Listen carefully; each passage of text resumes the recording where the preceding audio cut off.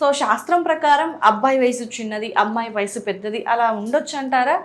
If అంటే అలా చేసుకుంటే ఏమైనా మళ్ళీ కష్టాలు పడ్డమో బాధలు పడ్డమో? ఇక్కడ శాస్త్రం కాదు నాన్న.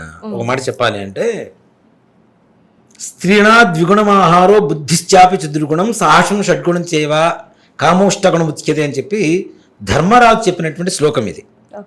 నీతి శాస్త్రంలో ధర్మరాజు చెప్పినటువంటి శ్లోకం ఏంటి అంటే, మగవాళ్ళ కంటే ఆడవాళ్ళ మెచ్యూరిటీ లెవెల్స్ హైలో ఉంటాయి. ఆడవాళ్ళు మగవాళ్ళ కంటే 2 పాళ్ళు ఆహారం ఎక్కువ తింటారట. అవునా? 4 పాళ్ళు బుద్ధి ఎక్కువగా ఉంటుందట. 6 పాళ్ళు సాహసం ఎక్కువగా ఉంటుందట. అలాగే మైండ్ మెచ్యూరిటీ హైప్లో ఉంటుంది మగవాళ్ళ కంటే. ఇక్కడ అబ్బాయికి 21, అమ్మాయికి 18. అమ్మాయికి 18 ఏళ్ళకి వచ్చే మెచ్యూరిటీ అబ్బాయికి 21 సంవత్సరానికి వస్తుంది. ఇక్కడ ఈక్వలైజ్ చేయటం వీళ్ళిద్దరిని. వయసు ఎందుకు తారతమ్యం పెట్టాలి అంటే ఈక్వలైజ్ చేయటం. అంతేకాకుండా భార్య చిన్నదైనప్పుడు ఏదైనా తప్పు చేసినా చిన్నదిలే పోనీలే అనేటువంటి ఒక తత్వం ఉంటుంది మగవాళ్ళు. అదే పెద్దది అనుకోవడం పొపోరా ఉంటుంది. అవును. మన వైదిక ధర్మంలో, హిందూ ధర్మంలో వైవాహిక జీవితంలో భర్తని ఎక్కడైతే గౌరవించట్లేదో అక్కడ వివాహ బంధం దృఢంగా ఉండదు. దాంట్లో అనుమానమేం లేదు. ఏరా పోరా అని ఇంట్లో అలవాటు నలుగురిలో పోయిన తర్వాత కూడా ఇదే మాట అంటే అహం దెబ్బతింటుందా అని తినదా? అహం దెబ్బతిన్నప్పుడు బంధం ఎక్కడ ఉంటుంది? అహం ముందు బంధం చాలా తేలికైపోయింది. అవునా? ఇప్పుడు ముఖ్యంగా ఇంకోటి కూడా ఏంటంటే, ఇప్పుడున్న వివాహ వ్యవస్థ అంత హీనపట్టానికి గల కారణాలు కూడా గ్రహస్థితులు కూడా కారణాలే. ఎందుకు అంటే, మన పూర్వీకులు ఎవరైతే ఆడవాళ్ళని ఎక్కువగా హింసించారో, ఎవరైతే ఆడవాళ్ళ మరణాలకు కారణమవుతున్నారో ఆ కుటుంబంలో వైవాహిక జీవితాలు ఇప్పుడు చాలా ఘోరంగా దెబ్బతింటున్నాయి. అది తప్పనిసరి. ఆడవాళ్ళ ఉసురు కొట్టుకున్నటువంటి కుటుంబాలలో మన పూర్వీకులు ఎవరైనా ఆడవాళ్ళని హింసించున్నా, వాళ్ళ మరణానికి కారణమై ఉన్నా, ఆ కుటుంబాలలో ఇప్పుడున్నటువంటి రోజుల్లో అతి ఎక్కువగా వైవాహిక జీవితాలు ఎక్కువగా దెబ్బతింటున్నాయి, హీనపడిపోతున్నాయి, బలహీనమైపోతున్నాయి అని చెప్తాను. ఎందుకంటే ఆడవాళ్ళ ఉసురు ఏమవుతుంది? మన పిల్లల జీవితాలకి వినాశనానికి దారి అవుతుంది. కాబట్టి ఇక్కడ డివోర్స్ తీసుకుంటున్నాం.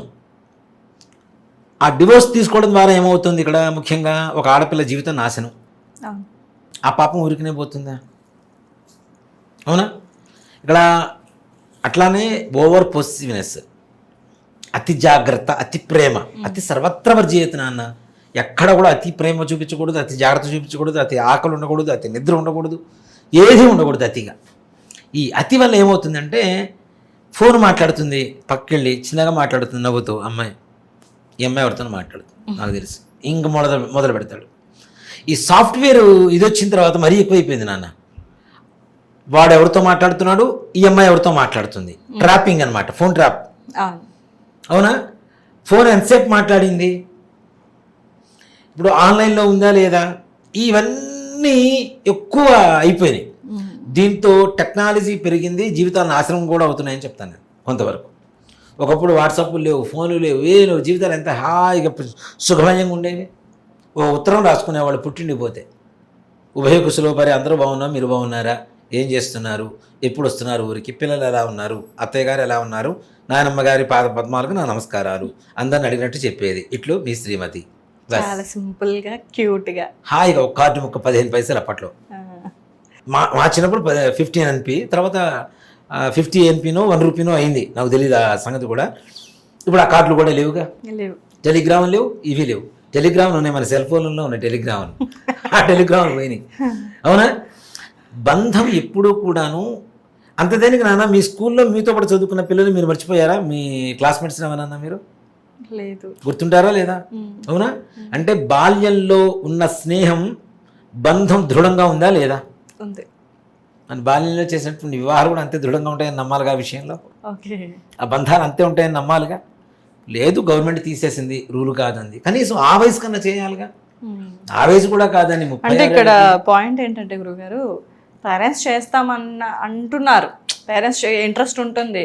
దట్టు మనకి ఇప్పుడు ఉన్నటువంటి ఫుడ్కి, ఈ కల్చర్కి ఎవరెప్పుడు పోతారో ఎవరికి నమ్మకాలు లేవు. సో దాన్ని బేస్ చేసుకొని ఉంటాము, పోతాము, పోయిన తర్వాత చూడడం కదా, ఉన్నప్పుడే చూద్దాం అనే ఆలోచన పేరెంట్స్కి ఉన్న పిల్లలు ఏంటి అంటే సెటిల్ అవుదాం, చూద్దాం, ఇంకా నా కాళ్ళ మీద నేను నిలబడాలి, లేదా ఎక్కువ సంపాదించాలి, అమ్మాయి కంటే అబ్బాయి ఎక్కువ ఉండాలనుకుంటాడు జీతం, అబ్బాయి కంటే అమ్మాయి ఎక్కువ ఉండాలనుకుంటారు, లేదు అంటే నాకు ఈక్వల్గా రావాలి. సో ఈ థాట్స్ త్రూ ఒక్కటే వాళ్ళు చెప్పేటువంటి అడ్డు వద్దు అనకుండా సెటిల్ అయ్యాక చేసుకుంటానని చాలా సింపుల్ వర్డ్తో చెప్తున్నారు. So what is settlement? అసలు సెటిల్మెంట్ ఈ ఫుల్ స్టాప్ అనేది ఉందా? సెటిల్మెంట్ అంటే ఎన్నాళ్ళుగా ఉంటుంది ఇది ప్రాసెస్? మంచి మాట నాన్న. సెటిల్మెంట్ ఎక్కడ సెటిల్మెంటు? ఎన్నేళ్ళకి వస్తుంది, ఎప్పటికి వస్తుంది? 70 ఏళ్ళు వచ్చిన తర్వాత కూడా వ్యాపారం చేసేవాళ్ళు లేరా?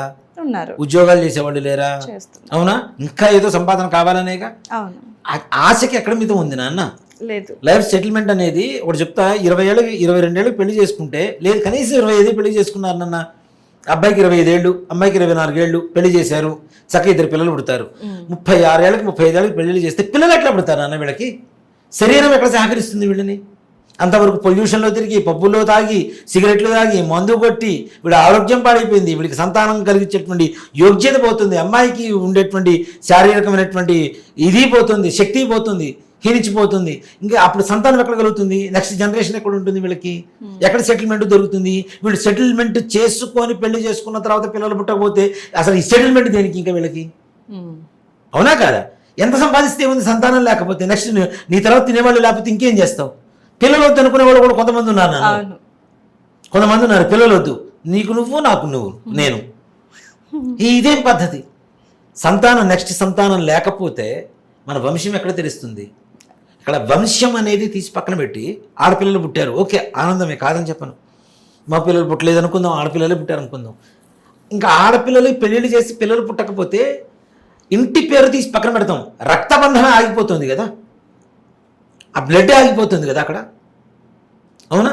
ఒక సంతానం కలిగితేనే అసలే ఇప్పుడు మన హిందువుల్లో సంతానలేమి సమస్యతో ఎక్కువ బాధపడుతున్నారు. పిల్లలు పుట్టకూడదని చెప్పి పండ్లల్లో నానా రకాలైన వాటిల్లో ఇంజక్షన్లు పొడిచి మన వాళ్ళకి పిల్లలు పుట్టకుండా చేస్తున్నారు. ఇప్పుడు ఈ సంతాన సాఫల్య కేంద్రాలు అంతకుముందు ఉన్నాయా? లేవు. ఎందుకు వస్తున్నాయి ఇప్పుడు? నిజంగా చూడండి, ఓ మాట చెప్పండి, తమిళనాడులో తక్కువ ఉంటాయి నాన్న సంతాన సాఫల్య కేంద్రాలు. తమిళనాడులో తక్కువ ఉంటాయి. వాళ్ళు దేనికంటే ఇప్పటికీ వాళ్ళ ఆచారాలకి కట్టుబడే ఉంటున్నారు. చూడండి మీరు, పెళ్లి చీర అంటే పెళ్లి చీరే, ఎంత పెద్ద కోటీశ్వరాలైనా సరే కాటన్ శారీనే పెళ్లికి. గళ్ళు గళ్ళు ఉంటుంది, దాన్ని మనం నాగులు చీర అంటాం. మనం ఇక్కడ మన తెలుగు భాషలో నాగులు చీర అంటాం. వాళ్ళ గళ్ళు గళ్ళు చీర ఉంటుంది, దానికి చిన్న జరీ బార్డర్ ఉంటుంది, అదే కడతారు. మనకి పూర్వకాలంలో తెల్ల చీర, జరీ బార్డర్తో ఉండే తెల్ల చీర తలంబ్రాల చీర అని చెప్పి కడతాం. ఇప్పుడు తలంబ్రాల చీర పోయింది. ఎంత రిచ్గా శారీ ఉంటే అంత రిచ్ పెళ్ళి. అవునా? ఏముండదు. ఏముంటుంది చెప్పండి? అసలు కాటన్ శారీ ఎందుకు కడతారు పెళ్లిలో? తెల్ల చీర, ఆ జరి అంచుది, దాన్నే ఎందుకు తలంబ్రాలు పోస్తారు అంటే, తెల్ల చీర ఎప్పుడైతే తలంబ్రాలు పోసినప్పుడు మొత్తం పసుపు రంగులో తయారైపోతుంది చీర మొత్తం. అవునా? సంవత్సరం లోపల తలంబ్రాల చీర చినిగిపోవాలని చెప్తారు. ఓకే. దానికి కూడా గొప్ప లాజిక్ ఉంది నాన్న. ఎందుకు చినిగిపోవాలి అంటే, ఈ సంవత్సరం లోపల చీర ఏదైతే ఉందో, పిల్లలు పుడితే పిల్లలకు ఉయ్యాల వేయడానికి, వాళ్ళ గోచి గుడ్డలు కట్టడానికి ఆ చీరను వాడాలరా అని చెప్పడమే ఈ శాస్త్రం. కాటన్ శారీని ఎందుకు పెడతారు? పిల్లలకి మెత్తగా ఉండడం కోసం. అవునా? కాటన్ శారీ అంటే శరీరంలో ఉండేటువంటి వేడిని తగ్గిస్తుంది. తెల్ల చీర కదా, వైట్ కదా, రిఫ్లెక్ట్ అవుతుంటుంది కదా, వేడి పడ్డా కూడా లోపల తలంబ్రాలు పోసేటప్పుడు, ఈ జీలకర్ర బెల్లం పెట్టేటప్పుడు మనస్సుని ప్రశాంతతనిస్తుంది. చూడటానికి తెల్ల చీర కట్టుకున్న వాళ్ళని చూడండి, ఎవరినన్నా కొత్తగా పరిచయం అయ్యేటప్పుడు వైట్లో వెళ్ళిన దానికి వేరే కలర్స్ వేసుకున్న దానికి చాలా ఇంపాక్ట్ తేడా ఉంటుంది. వైట్లో ఉంటే చాలా పీస్ఫుల్గా ఉంటుంది. అవునా? ఇప్పుడు ఇవన్నీ బ్లాక్ అండ్ బ్లాక్ ఎయిడ్స్. అసలు బ్లాక్ వేసేది ఎవరి ఇంట్లో జరిగిపోయింది. పూర్వకాలంలో జరిగేవి, ఇప్పుడు బ్లాక్ రిబ్బన్లు పెడుతున్నారు. అప్పుడు కూడా మారిపోయింది. అది కూడా జస్ట్ రిబ్బన్ పెడితే చాలు, అంతే. సో ఇంత కారణాలు ఉన్న దానికి ఎంత సంపాదించుకున్నా భార్యాభర్తలు సుఖంగా లేకుండా, సంతానం లేకుండా, సెటిల్మెంట్ అని కూర్చుంటే ఎన్నేళ్ళకి సెటిల్ అవుతారు నాన్న? కొంతమంది ఉంటారు ఎన్నేళ్ళకి సెటిల్ గారు, ఇంకా పెళ్ళి వద్దా, సంతానం వద్దా, వాడికి ఒక బరువుని, ఇప్పుడు నెత్తిన బరువు పెట్టాను నాన్న, నిదానంగా నడుస్తారా లేదా? నిదానంగా నడుస్తారు. బరువు లేదు, ఏం చేస్తారు? సింపుల్ అయిపోయింది కదా. ఒక బరువు బాధ్యత నెత్తిన మన దగ్గర ఉన్నప్పుడు, మన నెత్తిన ఉన్నప్పుడు, మన మైండ్లో ఉన్నప్పుడు చచ్చినట్టు పని చేస్తాం, ఒక క్రమశిక్షణతో ఉంటాం. అందుకనే భార్య మాత్రమే భోజనం వడ్డించాలని చెప్తారు మగవాడికి. అది కూడా ఒక సైంటిఫిక్ రీజనే, ఈ మధ్య ప్రూవ్ అయింది కూడా. అది కూడా ఎందుకు అంటే అన్నం తినేటప్పుడు ఏ రకమైనటువంటి ఆలోచన ఉంటుందో దాన్ని ఎక్కువగా వాళ్ళు ఆచరణలో పెడతారట మగవాళ్ళు. అన్నం పెట్టేటప్పుడు భార్య ఎదురుగా ఉన్నప్పుడు వీడికి ఆలోచనలు ఎందుకు వస్తాయి? పరాస్త్రీ వ్యామోహం కలగదుగా, వేరే ఆడవాళ్ళ గురించి ఆలోచించడుగా. ఆటోమేటిక్గా భార్య ఎదురుగా ఉంది కదా, పెడుతుంది కదా, వడ్డిస్తున్నప్పుడు ఆ ప్రేమ ఉంటుంది, ఎదురుగా ఉన్న భయము ఉంటుంది. ఇవన్నీ ఒక సైంటిఫిక్ రీజన్స్. ఇవన్నీ ఉన్నప్పుడు కాదు అనుకుని సెటిల్మెంట్ కోసం పెళ్లి చేసుకుంటే, నేను పెళ్లి చేసుకున్నాను అన్న, నాకు 2 పిల్లలు పుట్టిన తర్వాత నాకు సెటిల్మెంట్ దొరికింది, హ్యాపీగానే ఉన్నాను. అందరూ ఒకేలా ఉండాలని నేను చెప్పను, కానీ మరీ వయసు మీరిపోయి వివాహం చేసుకోవడం అనేటువంటిది దానివల్ల ప్రమాదాలు తప్పితే ప్రమోదాలు ఉండవు. దాంట్లో అనుమానమే లేదు. ఏ వయసులో జరగాల్సిన ముచ్చట ఆ వయసులో జరిగితేనే చక్కగా చూడముచ్చటగా ఉంటారు. మరీ 36 ఏళ్ళకి పెళ్లి చేస్తే అమ్మాయికి పెళ్లి చేస్తున్నావా, ఆంటీకి పెళ్లి చేస్తున్నావా అర్థం కాకపోతే ఇంకేం చేయాలి? అవునా కదా. మొన్న ఈ మధ్య నా దగ్గరికి ఒక ఆమె 48 ఏళ్ళు ఒక ఆవిడ వచ్చింది. ఏంటమ్మా అన్న, మ్యాచింగ్ చూడాలండి అంది. మీ అమ్మాయికా అన్న. లేదండి నాకేనండి అంది. అంటే అదేంటమ్మా మీకు ఇంకా వివాహం కాలేదంటే, కాలేదండి ఇప్పుడు కూడా ఏదో కాంప్రమైజ్ చేసుకుంటున్నానంది. అసలు మీకేం రిక్వైర్మెంట్స్ ఉన్నాయమ్మా అన్న. గవర్నమెంట్ జాబ్ హోల్డర్ కావాలండి అని అంది. గవర్నమెంట్ జాబ్ హోల్డర్ దొరకలేదు, ఇంతకాలం పెళ్లి ఎందుకు ఒప్పుకున్నారమ్మా, ఈ కాంప్రమైజ్ ఎప్పుడు అవ్వకపోయారా అంటే, చూశానండి దొరకలేదు, ఇంకా తప్పదని చేసుకుంటున్న ఇంట్లో వాడు గొడవ చేస్తున్నారు. 48 ఏళ్ళకి ఇంకో 12 ఏళ్ళు అయితే షష్టి పూర్తి సంపూర్ణం అయిపోయి ఇంకేముంది ఆవిడకి షష్టి పూర్తి 60 ఏళ్ళ. తల్లి కూతుళ్ళు ఇప్పుడు పక్క పక్కన పోతుంటే చూడండి, పెద్ద వయసు తేడా కనపడదు. అవునా? ఆడపిల్లలు తొందరగా ఎదిగొస్తారు. తల్లి పక్కన నిల్చుంటే తల్లి కూతుళ్ళ మధ్యలో కూడా ఈగో ప్రాబ్లమ్స్ ఎక్కువ. దేనికి? తల్లి అందంగా ఉన్నానా, నా కూతురు అందంగా ఉన్నా, దేవుడా ఇది కూడా కష్టమా? చాలా ఉన్నాయి లోకంలో. అంటే మేము ఇట్లా జనాలందరూ మాతో మాట్లాడుతుంటారు, చూస్తుంటాం కాబట్టి తెలుస్తుంటుంది ఈగో ప్రాబ్లమ్స్ తల్లి కూతుళ్ళ మధ్యలో. ఇదే ఈగో నువ్వు కూతురికి ఇప్పటి నుంచే నేర్పిస్తున్నావు, భర్త దగ్గర పోయిన తర్వాత ఈగో ప్రాబ్లం వల్ల ఇంటికి రాదని గ్యారంటీ లేదుగా. అమ్మ ఇంట్లో వంట చేసుకో, పని నేర్చుకో. ఇప్పుడు జుట్టున్నమ్మ ఏ కుప్ప పెట్టినా బాగానే ఉంటుందమ్మా, జుట్టు లేకపోతే ఏ కుప్ప పెడతారు చెప్పండి. పని వచ్చింది, అవసరం లేకపోతే హాయి కూర్చొని తింటుంది. ఓకే, పని రాలేదు, ఇబ్బంది పడాల్సి చేయాల్సిన పరిస్థితి వచ్చింది, ఏం చేస్తుంది? పని మనిషిని పెట్టుకునే పరిస్థితి లేదు, మూడు దివాలా తీసాడు, నువ్వు వండాలి, నీకు వంట రాదు, ఏం చేయాలి? వాడు బయట పనులు అనుకుని ఇంట్లో వంట చేసుకోవాలి. అవునా? సో కాబట్టి అన్నీ నేర్చుకొని ఉండాలి తప్పనిసరిగా. ఆడపిల్లలు నేను తక్కువ చేయటం లేదు నాన్న, ఆడపిల్లలకు ఉన్నంత సామర్థ్యం మగపిల్లలు ఇంకో జన్మ ఎత్తినా రాదు. ఓర్పు కావచ్చు, సహనం కావచ్చు, పనితనం కావచ్చు, వాళ్ళకు ఉండేటువంటి నైపుణ్యత కావచ్చు, మైండ్ ఆలోచన విధానం చాలా చురుగ్గా ఆలోచించడం కావచ్చు, ఇవన్నీ కూడా ఆడపిల్లలకి అధికంగా ఉంటాయి. కాబట్టి వయస్సు కూడా ఆ బేజూరి వేసి అబ్బాయి కాస్త పెద్దగా ఉండాలి, అమ్మాయి చిన్నగా ఉండాలి అనేటువంటి విధానం తీసుకొచ్చి చేశారు తప్పితే వేరే రకమైనటువంటి కావు. సకాలంలో వివాహాలు చేసుకోండి, సత్సంతాన వృద్ధి కలుగుతుంది. 36 ఏళ్ల తర్వాత 35 ఏళ్ల తర్వాత పెళ్లి చేసుకుంటే పుట్టే పిల్లలు కూడా ఆటిజంతో పుడతారు. ముందు అంగవైకల్యాలు, మనోవైకల్యాలతో పుడుతూ ఉంటారు పిల్లలు కూడా. దానివల్ల మనకి పిల్లలు పుట్టినప్పటి నుంచి అదొక సమస్య. వాళ్ళ చుట్టూ హాస్పిటల్ చుట్టూ తిరుగుతూ ఉండాలి, వాళ్ళని చూస్తూ ఉండాలి, వాళ్ళ పరిస్థితి. ఎన్ని రకాల ఇబ్బందులు పడుతున్నారో బయట జనాలు. నాలాంటి వాళ్ళని ఒక 10 మందిని కదిలిస్తే ఏ ఆడపిల్ల కూడా లేట్ మ్యారేజ్ చేసుకుంటా అని చెప్పి ఎవరు చెప్పరు. దాన్ని బయట జరుగుతున్నవి నేను చూస్తున్నాను కాబట్టి, ఇన్ని రకాల సమస్యలు ఉన్నాయి కాబట్టి. దానికి ఎక్కడ ఫుల్ స్టాప్ పెట్టాలి అంటే సకాలంలో మంచి వయసులో 18 నుంచి 23 ఏళ్ళు లోపల వివాహం చేసుకుంటే ఆడపిల్ల జీవితం ప్రశాంతంగా ఉంటుంది. ఆ సమయంలో యుగో అంతగా వికసించదు కాబట్టి, వికసించే సమయానికి యుగో అసలు ఉండదు కాబట్టి హాయిగా ప్రశాంతంగా భార్యాభర్తలు కాపురం చేసుకుంటారు, ప్రశాంతంగా.